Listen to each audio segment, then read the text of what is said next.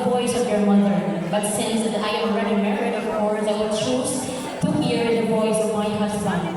But in reality, personally, di ko musubot kaya hati mo ang madungog.